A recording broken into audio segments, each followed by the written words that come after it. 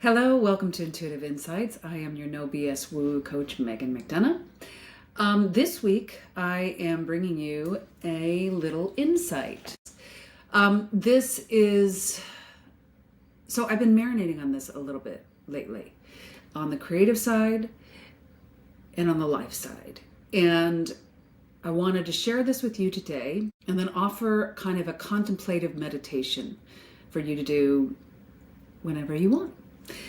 Either with me today or save it and do it later. But today I wanted to talk to you about serving the process. So what the heck does that mean?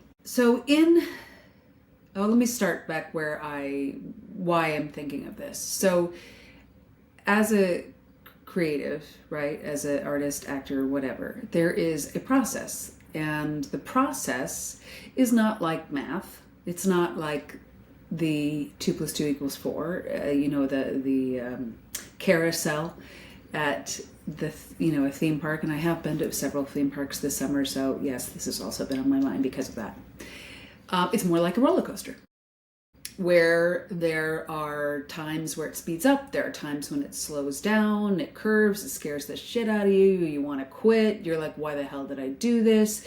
And then you get done and you're like, fuck yeah, oh, pardon me, oops, I guess I dropped the F-bomb. But you're like, that was awesome, I want to do that again, right? Or, if it's not for you, if that life is not for you, you just get off the roller coaster and say, that was awesome, I'm never doing that again.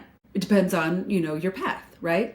Either you love that process of the roller coaster or you're more happy with the carousel.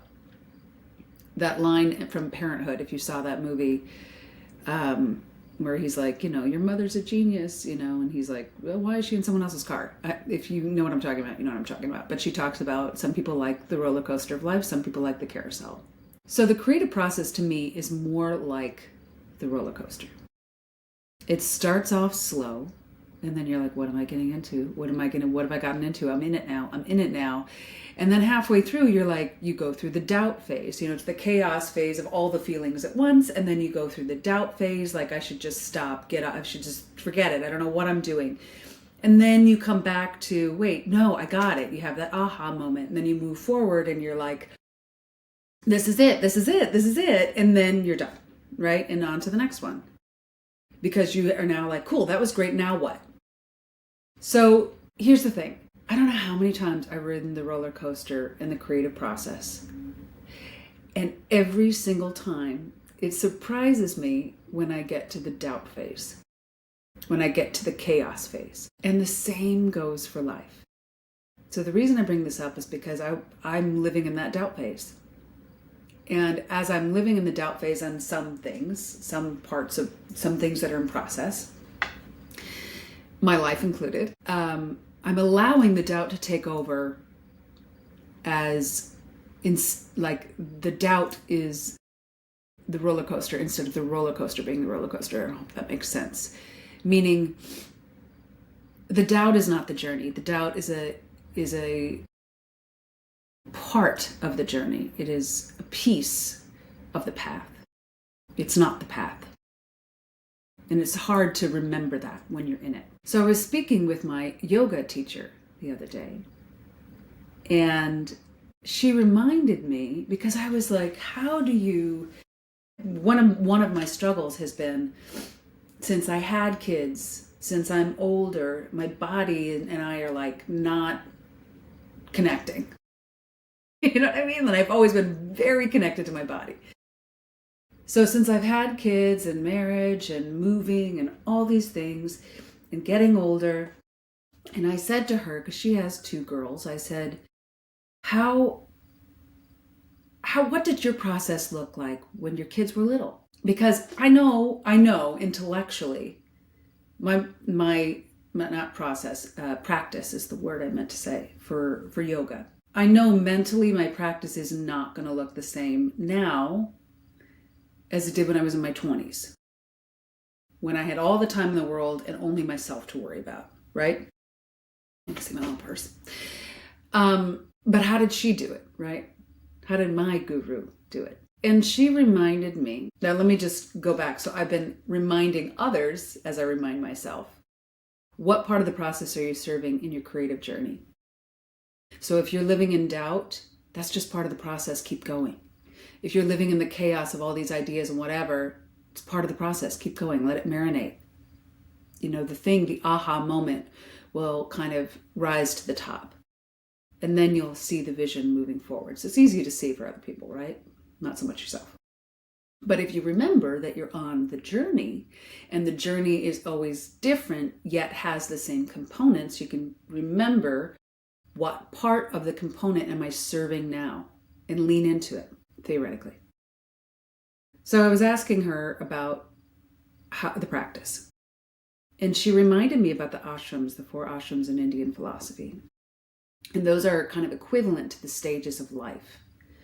And what your dharma is in each stage of life, how you are serving the particular stage of life that you're in, or the piece of the roller coaster, right? You can even go as far as to say, which roller coaster are you serving? So there's brahmacharya, and I'm probably going to screw these up because I always get very nervous about my Indian pronunciations, but grasha, vanaprastya, and sannyasi. So brahmacharya is when you're the student, and that's your character development, your student development, when you're learning from your mentors, when you're learning in life, right? The grasha, and of course, again, nervous about that pronunciation. Please hit me up and let me know how to pronounce it. I'm pronouncing it wrong. But that's the householder. That's when you're raising your children. You're out in the world. You're making money. Doing all the regular things that people do when they have a house and children, and you're serving others. You're serving your job. You're serving the country with paying taxes. You're serving a lot of people around you, and you're engaged in the world. Then the next one is vanaprastya, that's when you retire, right? So you're kind of, in a way, working on hobbies, pulling the energy back to yourself, right? And nurturing yourself.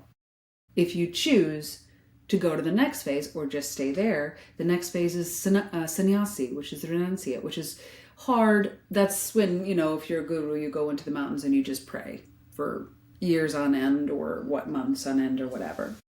You kind of give up everything and just, dedicate yourself to prayer and spirituality. So she reminded me I'm in the householder phase. And she reminded me she shared with me that when she was in that phase, it did look different. Her traditional practice of asana, which is an 8th, remind you of the entire product of yoga, which is,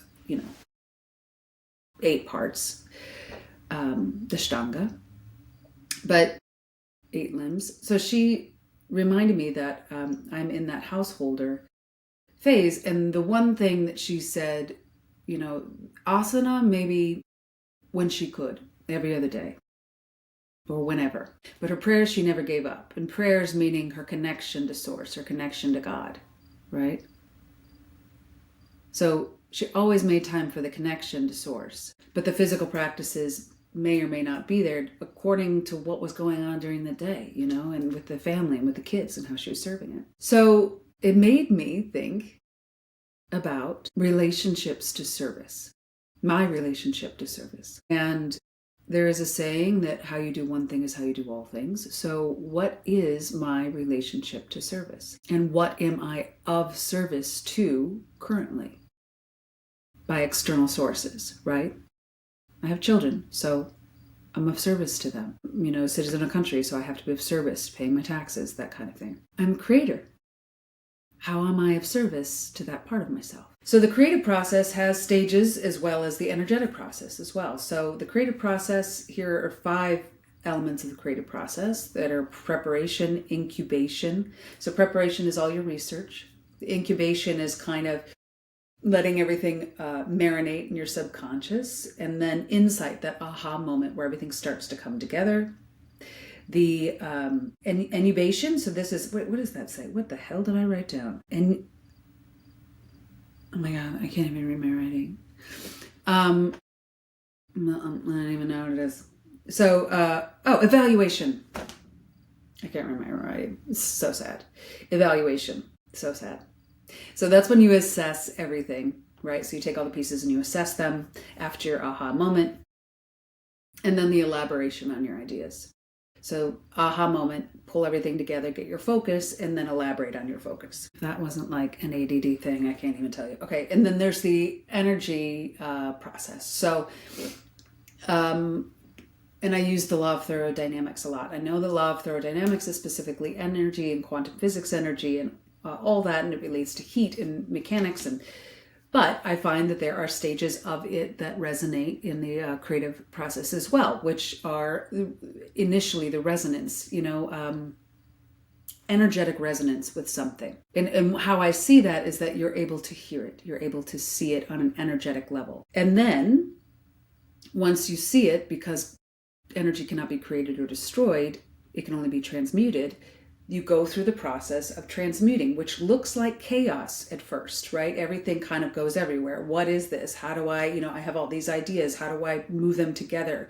So you kind of erupt the piece into many bits of energy, and then you pull it back into one focal energy, and that is the transmutation. And again, a new form of resonance in a different shape or form. So having said all this, what I started to meditate on was, what is my relationship to service? How do I view being of service? And for me, the answer was, I'm not in control. It makes me like a little hesitant and angry because I'm not in control. And then, of course, the higher mind steps in and says, but you're not in control.